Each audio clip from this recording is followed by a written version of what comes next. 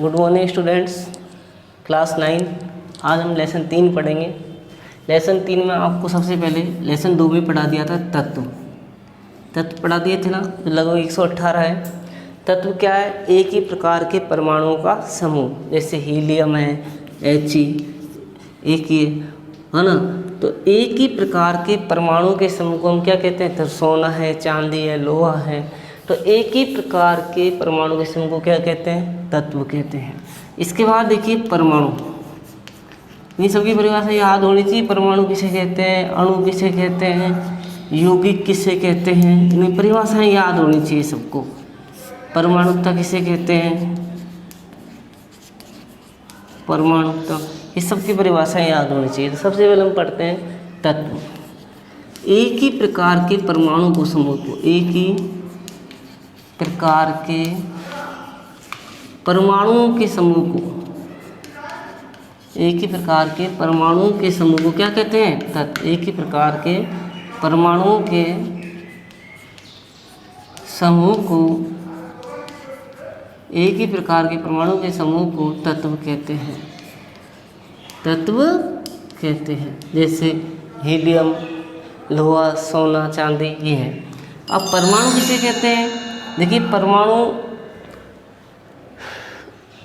कोई भी पदार्थ, चाहे वो अणु हो, तत्व हो, यौगिक हो, कोई भी हो, सूक्ष्म कण से, क्या किससे? सूक्ष्म कण से बना होता है।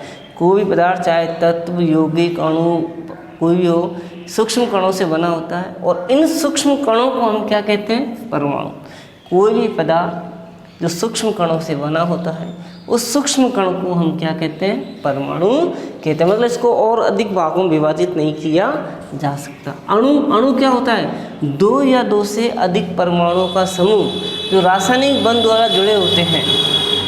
2 या 2 से अधिक परमाणुओं का समूह, 2 या 2 से अधिक, 2 या 2 से अधिक परमाणुओं का समूह, परमाणुओं का समूह, 2 या 2 से अधिक परमाणुओं का समूह जो रासायनिक बंध द्वारा जुड़े रहते हैं, जो रासायनिक बंध द्वारा जुड़े रहते हैं। इसके द्वारा रासायनिक बंध द्वारा जुड़े रहते हैं, जुड़े रहते हैं, उन्हें अणु कहते हैं। उन्हें क्या कहते हैं? अणु कहते हैं। उन्हें अणु कहते हैं। तो आपसे पूछा अणु किसे कहते हैं? 2 या 2 से अधिक परमाणुओं का समूह जो रासायनिक बंध द्वारा जुड़े रहते हैं। किसके द्वारा? रासायनिक बंध द्वारा।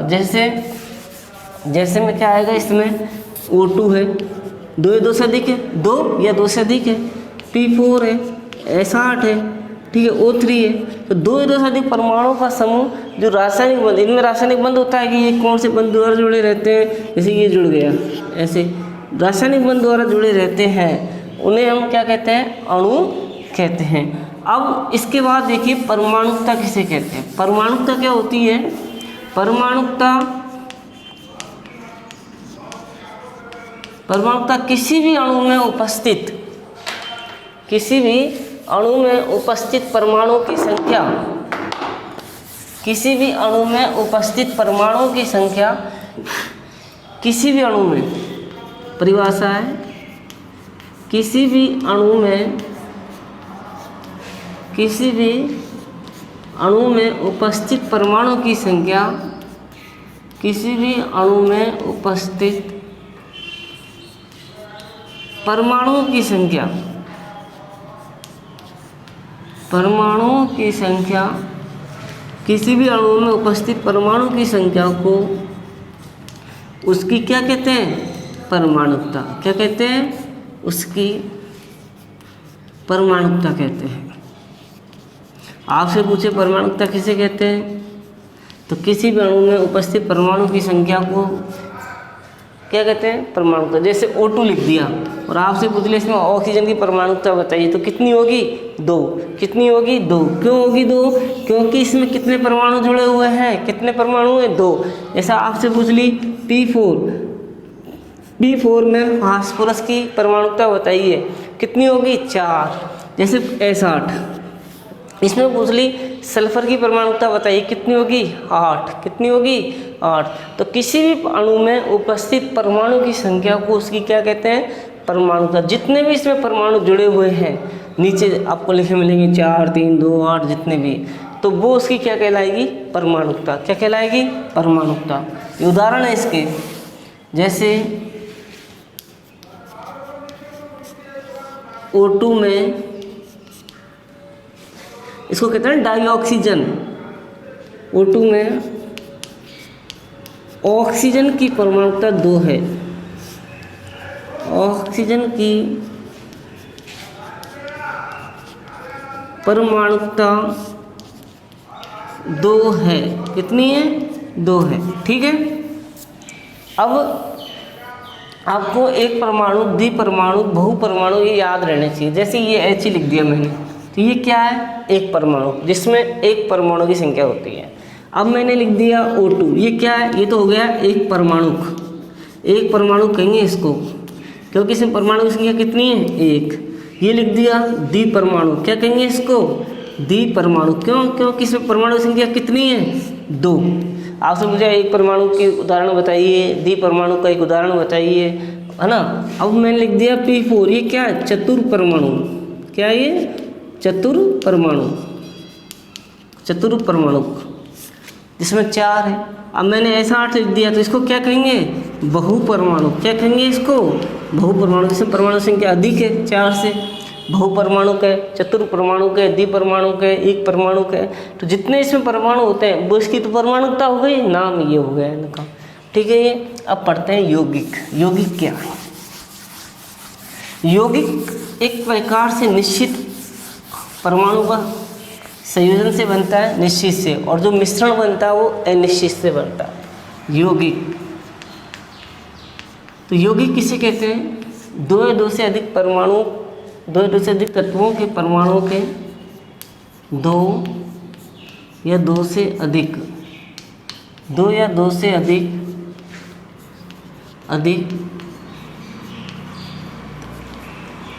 2 से अधिक तत्वों के परमाणुओं के, तत्वों के परमाणुओं के, 2 से अधिक तत्वों के परमाणु के निश्चित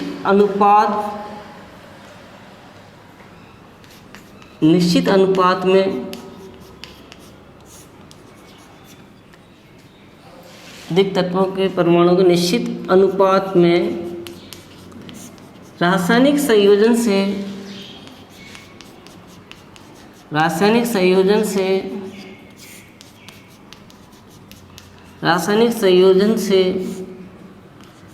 बने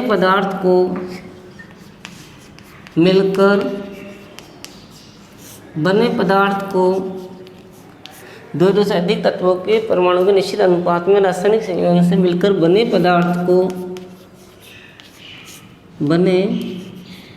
पदार्थ को यौगिक कहते हैं। क्या कहते हैं, यौगिक, यौगिक कहते हैं। जैसे जल है आपका H2O, नमक है NaCl, ये यौगिक है, NaCl, H2O, ये क्या है, यौगिक। जो 2 से अधिक पदार्थ, 2 से अधिक तत्वों के निश्चित अनुपात में रासायनिक संयोग से मिलकर बना एक पदार्थ क्या है, ये यौगिक है, ठीक है। अब इसके बाद में आपको 1 से 20 तक तत्वों के नाम याद होने चाहिए। सबसे पहले 1 से 20 तक तत्वों के नाम सबको याद होने चाहिए, क्योंकि हम जब रासायनिक सूत्र बनाएंगे या अणुसूत्र बनाएंगे तब हमको ये काम आएगा। तो 1 से 20 तक सभी को नाम याद होने चाहिए। 1 से 20 तक तत्वों के नाम सबको, एक तरीका है याद करने का, है, ही, लाई, है, ही, लाई, बी, वे, को, नी, है, ही, लाई, बी, वे, को, नी, ओ, फैनी, ओ, फैनी, है, ही, लाई, बी, वे, को, ने, है, ही, लाई, बी, वे, को, ने, है, ने, है, ही, लाई, बी, वे, को, ने, ओफेनी,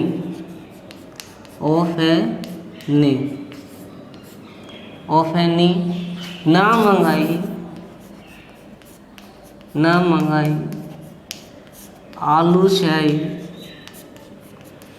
शाही, फसस कलर का, फसस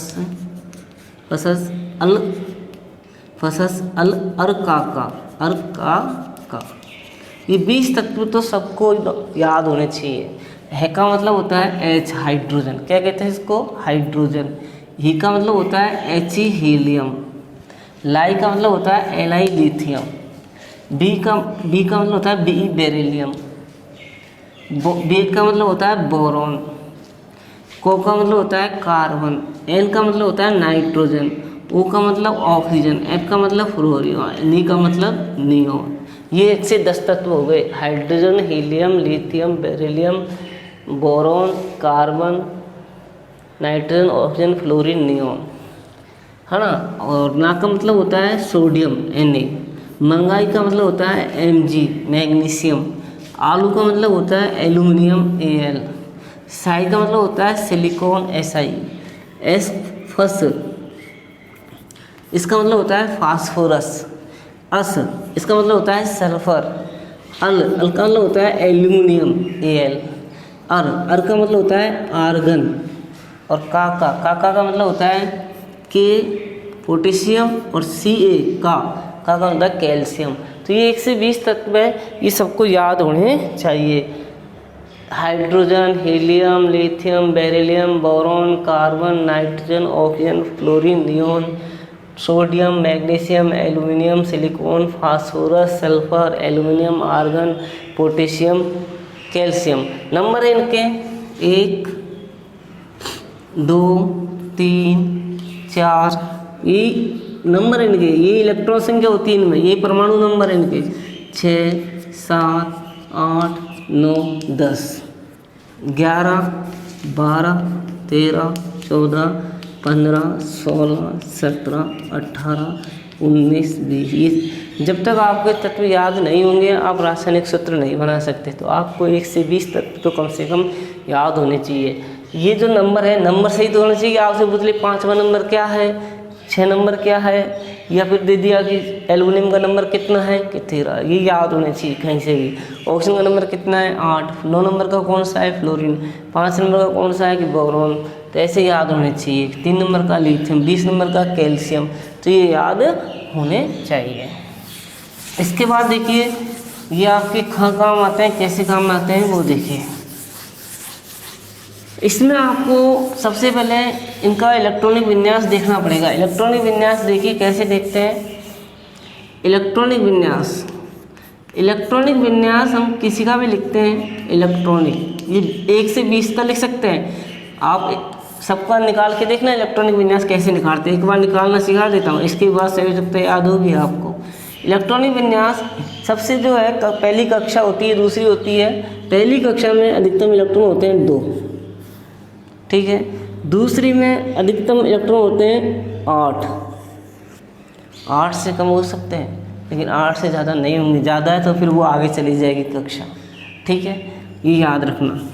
तो एक कब बाद है, हाइड्रोजन का नंबर कितना था 1, तो इसमें कितने इलेक्ट्रॉन होंगे 1।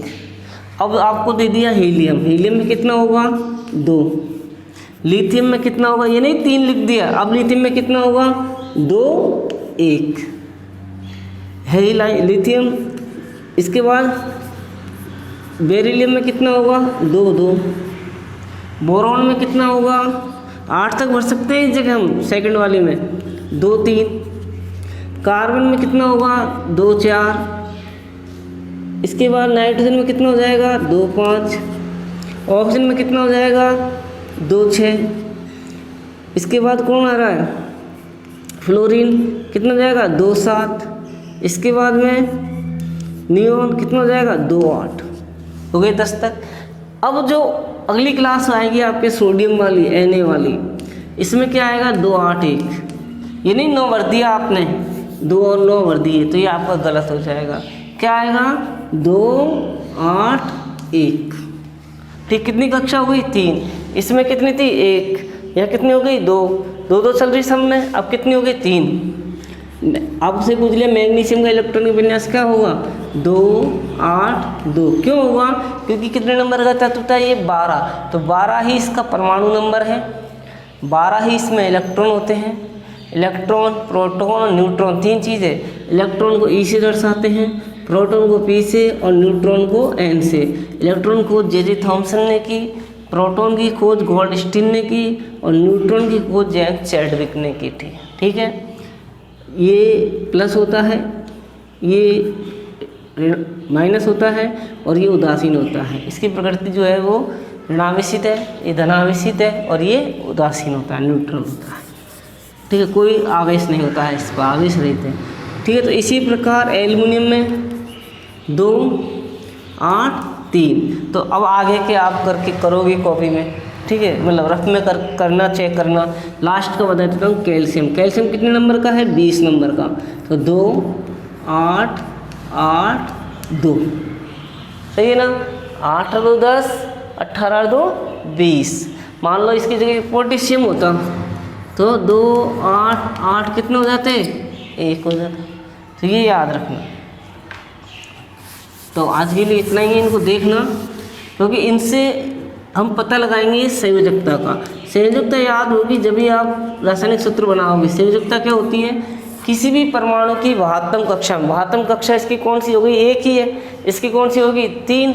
जैसे आपसे पूछा कैल्शियम की कितनी हो गई 2 8 8 2, कौन सी होगी महत्तम कक्षा 2 होगी। तो किसी भी परमाणु की महत्तम कक्षा में अष्टक प्राप्त करने के लिए, क्या प्राप्त करने के लिए, अष्टक मतलब 8। अष्टक प्राप्त करने के लिए जितना इलेक्ट्रॉनों का आदान प्रदान होता है, लेता है या देता है, वो उसकी क्या कहलाती है, संयोजकता। जैसे इसमें अष्टक लेना है इसको, तो क्या करेगा, ये 2 देगा, किसी को 2 देगा, ठीक है। और मान लो यहाँ पर 6 है, तो ये अष्टक प्राप्त करने के लिए क्या करेगा, 2 लेगा किसी से। तो आदान प्रदान का मतलब ये होता है या तो वो लेगा या देगा। तो ले या देकर क्या प्राप्त करता है, अष्टक। मान लो इसने 2 ले लिया तो अब क्या हो गया, महत्तम कक्ष में 8। इसने 2 दे दिया तो 2 निकल गया।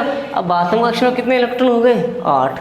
तो इस प्रकार अपना अष्टक प्राप्त कर लेता है। ये आ जाए, ठीक है ना। अगली क्लास में देखेंगे, आपको यहाँ तक तो आना चाहिए। अब आपको 2-3 क्वेश्चन दे रहे हैं, इनको ध्यान से करना, नहीं आए तो 1-2 बार इस वीडियो को देखना, आ जाए। क्वेश्चन नंबर 1, अणु में यौगिक किसे कहते हैं। अणु में यौगिक किसे कहते हैं, यौगिक की परिभाषा लिखिए। परिभाषा लिखिए। क्वेश्चन नंबर 2, परमाणुकता किसे कहते हैं।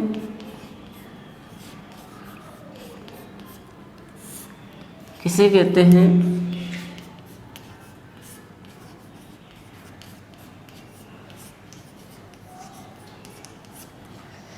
डाई ऑक्सीजन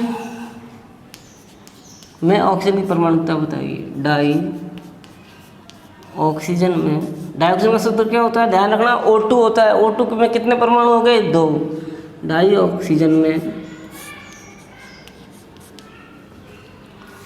ऑक्सीजन की परमाणुकता बताइए। ऑक्सीजन की परमाणुकता बताइए।